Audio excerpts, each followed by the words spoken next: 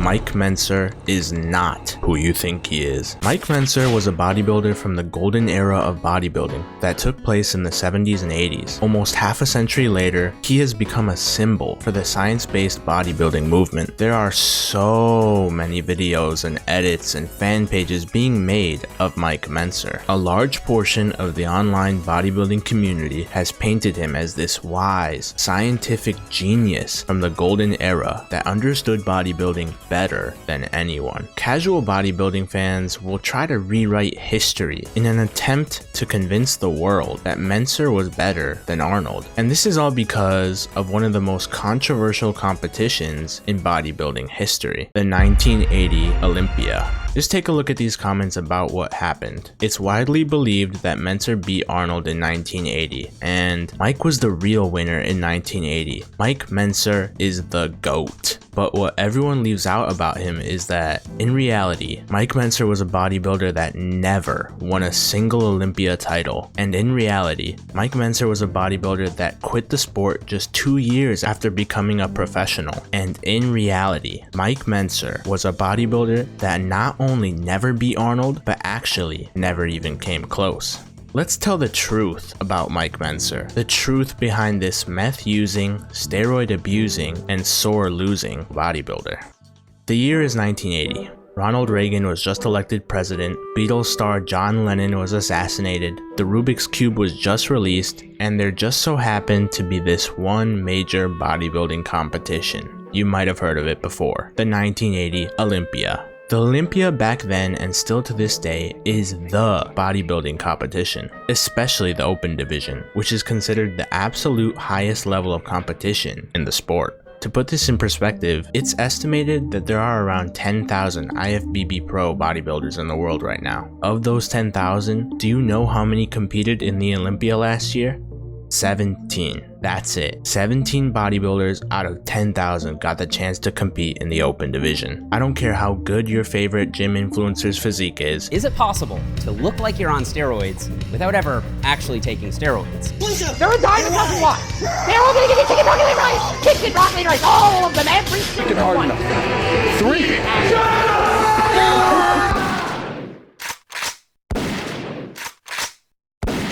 Chances are that they haven't stepped foot on an Olympia stage, and may not for their entire bodybuilding career, which takes us back to the 1980 Olympia. It took place in Sydney, Australia, and for this one, there was a grand total of 13 competitors. But not just any competitors. These were the very best bodybuilders at the time, and some of the very best bodybuilders ever. You'll likely recognize a few of these names. Guys like Tom Platz, Frank Zane, Chris Dickerson, and our main character, Mike Mentzer. These were all absolute superstars in the world of bodybuilding, but not one of them shined brighter than the biggest star of them all, Arnold. He became bigger than bodybuilding, but what turned Arnold into a household name across the globe was everything he did after his time competing in the sport.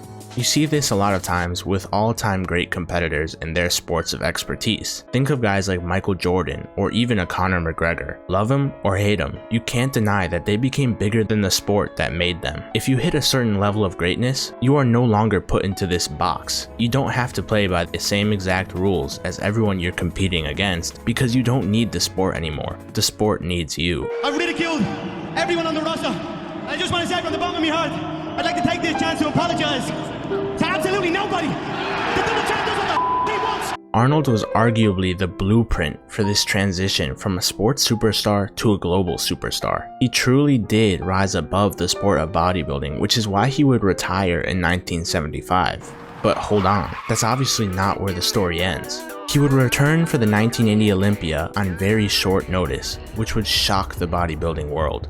But if we accept the idea that the sport has progressed in the last 5 years... Well, it certainly has. Well, how would you rate Arnold's chances if he was in shape the same as he was before and, say, competing tomorrow? Did he win?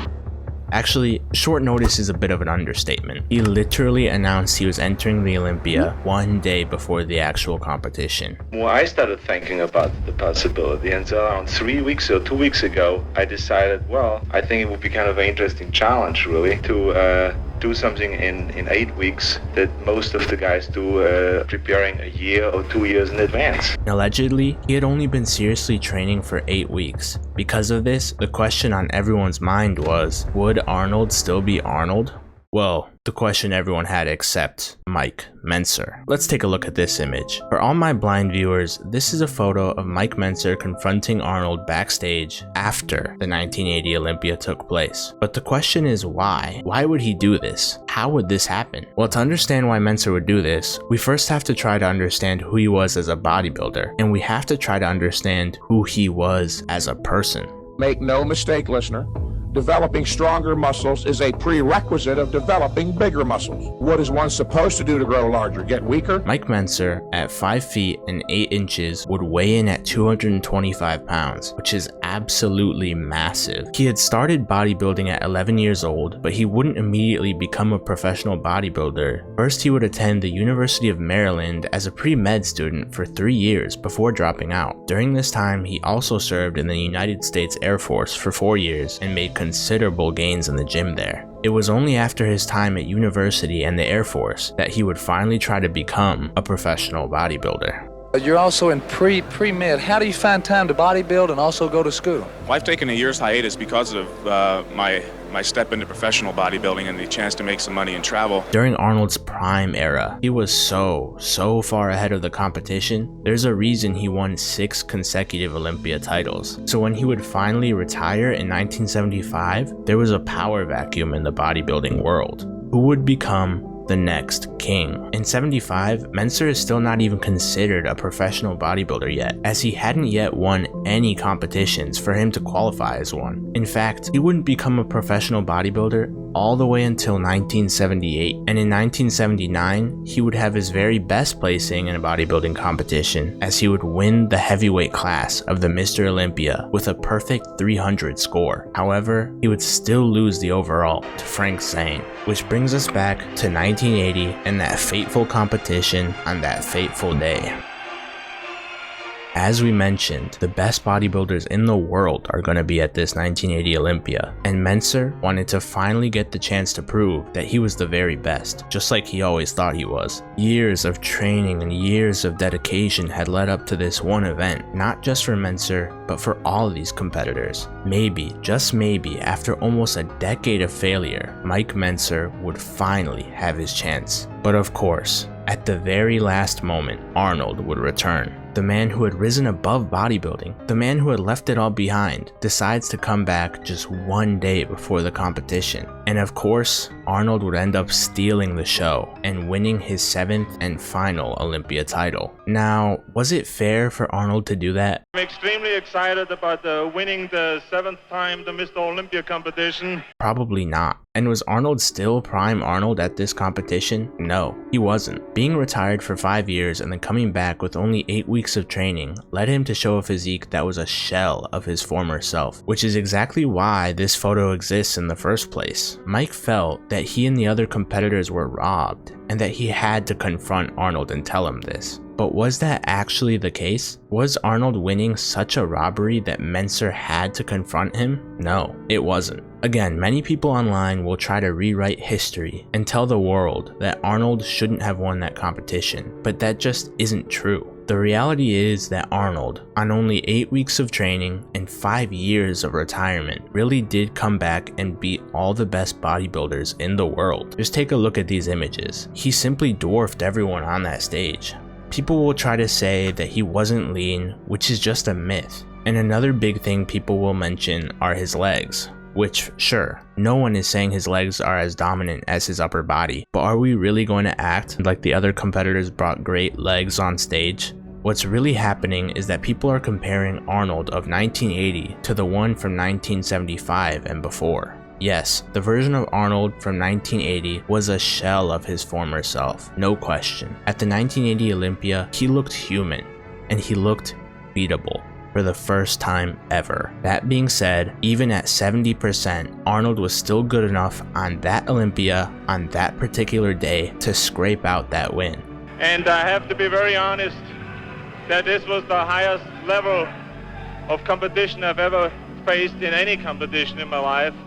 and I was not aware of that. It wasn't a pretty win, and it definitely wasn't a dominant win, but it was a win nonetheless. And let's get this straight, there was never a rivalry between Mentzer and Arnold. Commenters act like there was something there, but there just wasn't. Mentzer didn't place second or third or even fourth at that competition. He placed fifth. He simply didn't have the physique of an Olympia champion that year. Remember, we're not comparing him to you or me, we're comparing him to the very best in the world.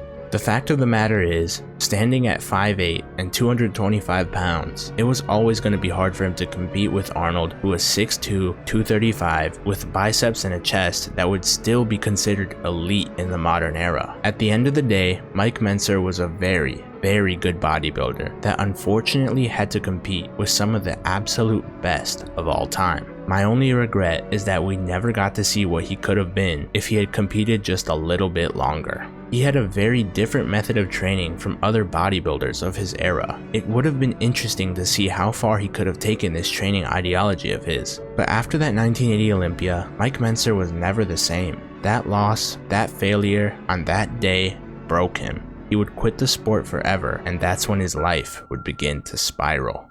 I was just surprised that he was not taking care of himself physically, like he wasn't in shape, which I like, okay, you're not going to be a hardcore bodybuilder all your life, but surely if you're used to training and going to the gym, that's just something you're going to always do, I would assume. He developed a severe drug addiction on top of his steroid abuse, which led to a tragically early death at the age of 49. Subscribe. And it should be stated to the general public that there is a definite health risk. For those who want to build muscle mass, the most important principle is that of intensity. The harder you train, the more weight you lift, the more you put into it, the more muscle you'll develop.